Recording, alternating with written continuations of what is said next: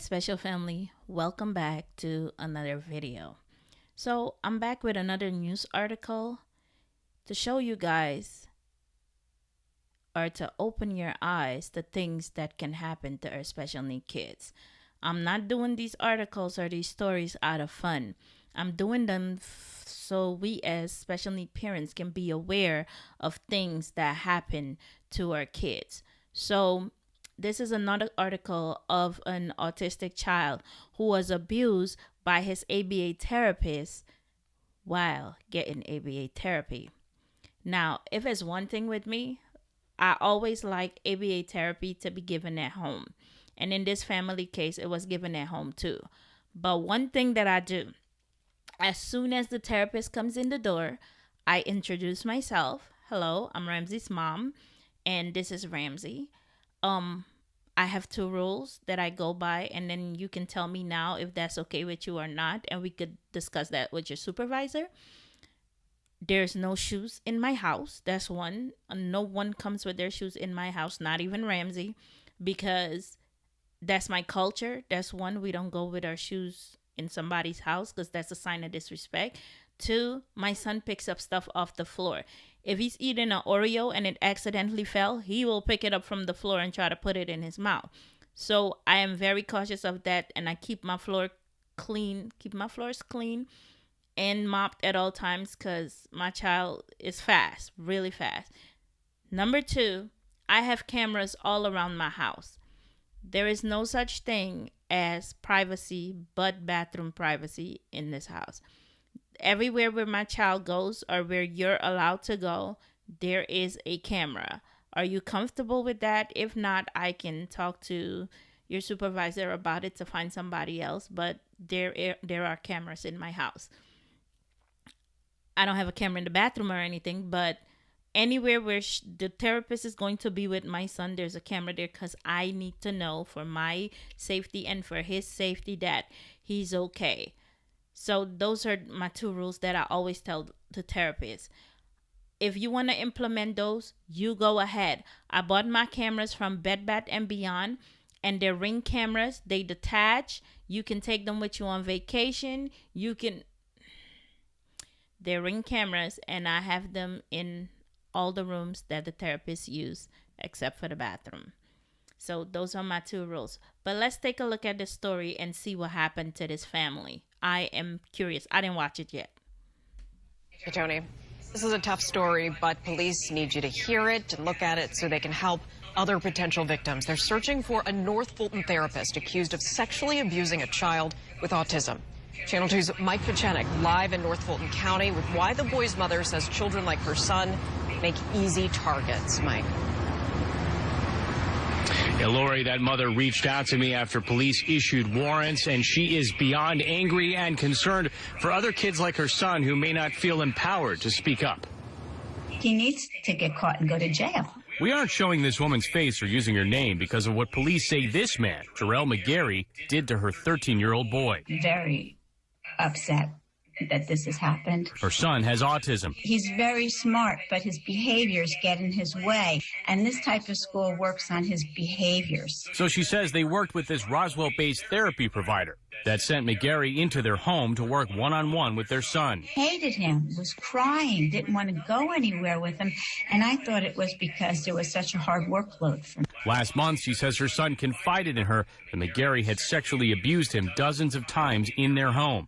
She immediately called the owner of Academy ABA. Well, he said that there was no need to call the police. The owner denies he ever told her not to call the cops. He says he immediately suspended McGarry and notified the Department of Family and Children's Services.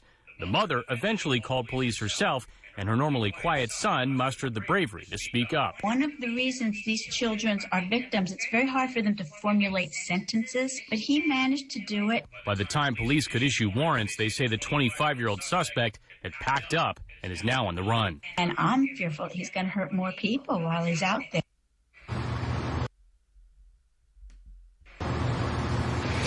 The owner told me that McGarry no longer works for his company, and he says that a background check came back clean. Police are wanting to know if there are other victims out there. We're live in North Fulton County. I'm Mike Pachenik, Channel 2 Action News. Okay, so think one thing that we as autism parents need to understand is our kids may not be able to speak. Some of our kids, some kids with autism speak, some don't. Mine's don't. But their behavior can tell you something. If a child is behaving different towards someone, or they're always crying, or they don't want to go with someone, let that send you a message. Let that ring a bell. Children with autism have feelings too. They have spirits too. They know. I told you guys a story of where my son kept flinching, like I was going to hit him. And that got me really upset because I never hit my child a day in my life. I always joke with him, be like, Ramsey, stop doing that. You're going to come up missing. As a joke, but to actually put a hand on a kid that can defend himself, that you shouldn't put your hand on kids anyway. But why would someone want to hit a kid?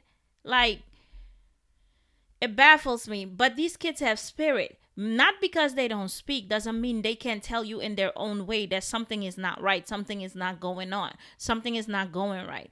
If that kid is resenting somebody, something's wrong. If that kid is showing only bad behaviors with that person, but if somebody else comes along, their behavior change, something's wrong when they're with that person. If that kid just don't like that person at all, you see that the behavior is totally off. That is their way of telling you something is wrong. Kids with autism have their own way of communicating, whether they can speak or not. And you have to be able to be receptive and open that they're telling you something. When I saw that behavior in my son, cut off right away. We're not going there. You're not going there anymore. I don't care if I have to quit my job and be home with him. It is what it's going to be. But do not take their gestures or their way of communicating with you lightly.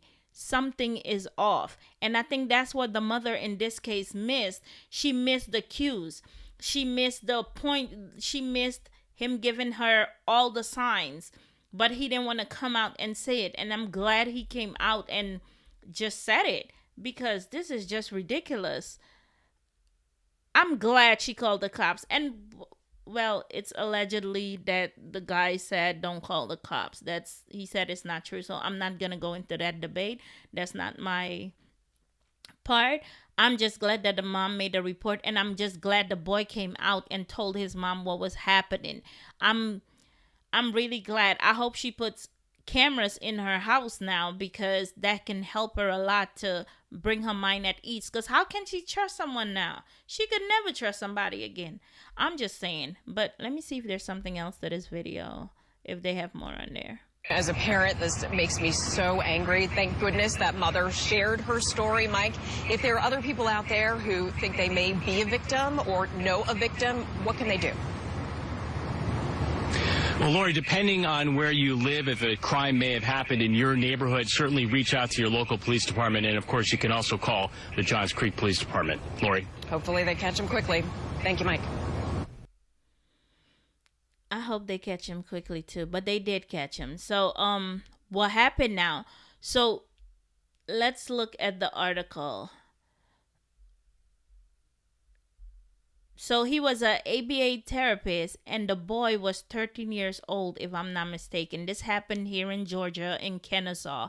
And the guy surrendered himself to the police. He was booked into Fulton County Jail on counts of aggravated child molestation and aggravated sodomy. That's what his online jail records say. Man, some people are heartless, and it's a kid. Like, he's accused of assaulting his student dozens of times, according to his jail records. And not only that, the boy mother, who asked not to be identified, told the news that the employer of the boy, McGarry, the place is called Academy ABA in Roswell, Georgia, after she and her son revealed the alleged abuse, she said the company owner had asked her not to go to the police, but the owner denies saying that. So that's the argument that they're having, the owner told the news that McGarry, the guy who committed the assault, passed a background check, but that he no longer works for the company and he's still in Fulton County Jail up to now, and he has been denied bond. So that's how that story ended. I'm glad he's off the streets. I'm glad they took him in so we can prevent this from happening to another parent. But another way to prevent it is for parents to install cameras in their house. I don't like my child going to centers because for some reason, I don't know, I feel more comfortable at home having ABA because I realize that they make him familiar with things around the house, which makes it easier for him to do at home tasks. At least in Ramsey's case, that's how ABA has been. He knows if he opens the bathroom door, he needs to close it back when he leaves and turn off the light. But if he was doing that in the center, I don't know if he'll come home and do that behavior because the center is a different familiarity for him than his home. But at home, I see the difference when he goes to the bathroom. If we're done, he washes his hands. Yes, he does by himself. I have to help him dry it and I have to monitor it because he can start a flood in my sink real quick. But I monitor it, and when he's done, we dry his hands. I walk out first, then he'll walk out, he'll turn off the light, he'll close the door. Because that's what the therapist does with him at home. So he's familiar with the in home setting and what the therapist does. That's why I like ABA at home because I want him to be familiarized with his surrounding. So I hope this video opened the eyes of some parents and put some perspectives in place for some parents to maybe get some cameras around the house so they could keep an eye on things to give them that feeling of security like I did and always will do. And I hope you guys learned something from this video, and I'll catch you in the next one. Bye.